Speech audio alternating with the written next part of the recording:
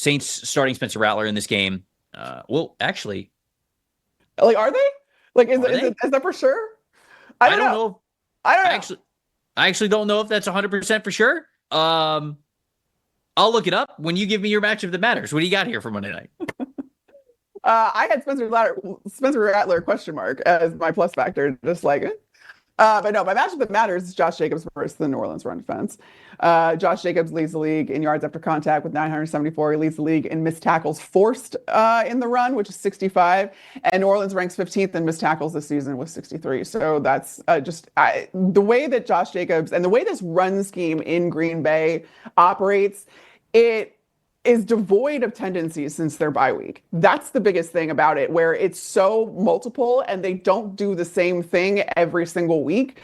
They work within a very, very large kind of scheme and don't seem to be bogged down by like, oh, well, we're an inside zone team, we're an outside zone team, we're a gap team. Like they're doing everything. And it's honestly been the same for the guys up front. Like it's not that the offensive line is doing anything extraordinarily different. It's just the way that Matt LaFleur is calling the offensive backfield rather. Mm-hmm. It's not just Josh Jacobs. It's you see Jaden Reed back there, you see Dontavian Wicks back there, you see guys that are factoring into Tucker Kraft is taking direct snaps and like all like it's so creative and fun, and Green Bay is just using it to propel their offense. And Jordan Love, in his Toyotathon era, is doing so incredibly well. And does this is now a trend because last December he did phenomenally. This December he loves Toyotathon. What do you want to say?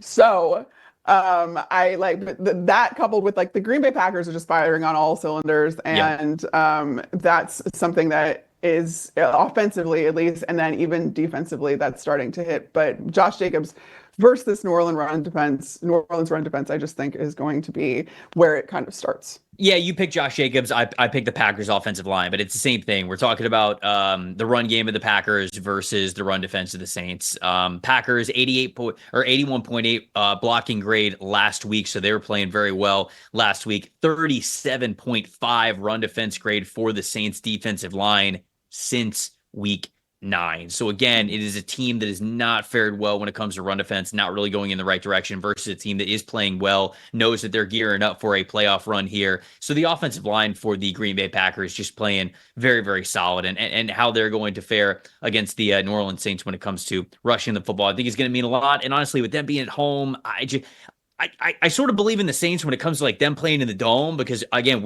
there's all sorts of voodoo that goes on with the New Orleans Saints when they play in New Orleans, and it feels like they can beat anybody. But with this one being in Green Bay, it's hard to see them not imposing their will against this Saints defensive line, because they have done so against most teams in the NFL already. So tough matchup for the Saints there. My plus factor is Kool-Aid McKinstry, because with some of the injuries, obviously the trading of Marshawn Lattimore that the Saints have gone through in the secondary, Kool-Aid has had to step up. 57.7 coverage grade over the last 3 games. Alontae Taylor on the other side has struggled. So I've actually got more faith in Kool-Aid McKinstry to be this team's top cornerback than I do anybody else, despite him being a rookie and not getting a ton of playing time until Marshawn Lattimore is traded and until Paulson Adebo went down with that injury. So I liked Kool-Aid McKinstry a good amount when he was coming out of the draft. I feel like he's a very natural when it comes to man coverage, but something that I was worried about with him was acclimating to NFL speeds. And we saw that last week in the touchdown that he gave up. He was sort of in phase with the wide receiver. He was right there with him, but it was like he thought he had more time to catch up and turn his head around and get his hand up, and it just didn't work out like that. It's not like he was trailing him very far. It's not like he got totally burnt. He's just not used to that NFL speed and that NFL timing yet. The way in the pace and almost the confidence in which he played when he was at Alabama in those man cover situations, I loved it. But I figured he was going to get his lumps in the NFL before he learned like, oh, okay, I gotta speed this up a little bit here. So I think he has been playing a little bit better as of late. I know I mentioned that he struggled last week, but his coverage grade not entirely bad since really becoming a regular contributor for them. So to me, he's the ultimate plus factor, because you got a lot of weapons that you got to cover in this Packers offense. And I think Kool-Aid McKinstry's got to be able to handle one of them pretty well if the Saints want to have a chance in this one. So Spencer Rattler, we'll see if he plays all that other stuff. I think Spencer Rattler's going to start. Yeah. So what I really want to highlight, though, in the plus factor here is that the biggest concern with the Packers as a team up until their bye week was the lack of a pass rush. They were not getting pressure up front. They were, a lot of that was being masked by the fact that you had guys like Xavier McKinney picking the ball off seemingly every other, play. He had that streak to start the season where he had an interception a game, all that kind of stuff. You were getting takeaways, and that was masking the issue of just not being able to get any sort of pressure up front or really factor into affecting the quarterback. That has changed dramatically since their bye week. And Jeff Hafley, it's his first year as defensive coordinator. He switched the Packers scheme back to a 3-4 for the first time in 15 years that the Packers are running a 4-3 defense. And the way that manifests with how fluid schemes are these days is the guys that you have available the team was built around a 3-4 defense. So you got guys that are more suited as an outside backer versus a 4-3 D end. And that's why you saw Preston Smith end up, being traded away, all that kind of stuff. Since the bye, the Packers are tied for the most sacks in the league with 16.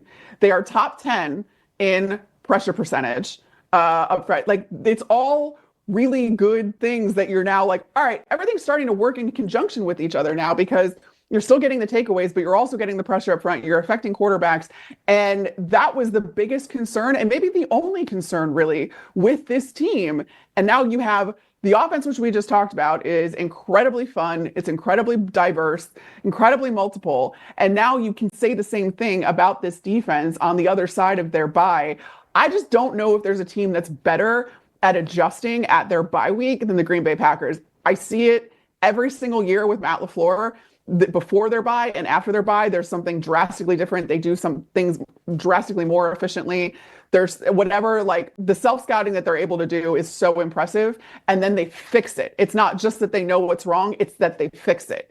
And that has now been the case too with Jeff Hafley. And I think that's music to Packers fans' ears, given how much they were really concerned, and rightfully so, about the fact that this team was not getting any sort of pressure, but now they are.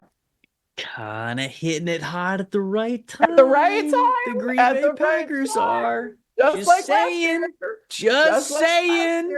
And now they've got that experience. And now I'm like, I really do think, I said this earlier this week on the NFL on Fox podcast, I think that the Packers might be the team that you want to see the least in the playoffs this year. Like, it's like, what to expect with Detroit. Like, they're great. Minnesota, I feel like, doesn't get as much recognition as they deserve, but like, what you're getting with the Eagles too, whatever. I feel like this Packers team is the quietest, but like the best quietest team. And like, yeah, I think they're really dangerous. I think they're very dangerous. I do too. This is a team that is trending in the right direction. If they keep it up over the next 3 games, this will be one of the hottest teams getting into the postseason, no doubt. Agreed. Thanks for watching, everybody. Make sure you like and subscribe the video. And if you don't have a PFF Plus subscription, you can get one to see all the premium stats that we talked about here on the show, plus the expert betting and fantasy advice over at subscribe.pff.com. The description is also right below. So if you are not a PFF Plus subscriber, you come one today.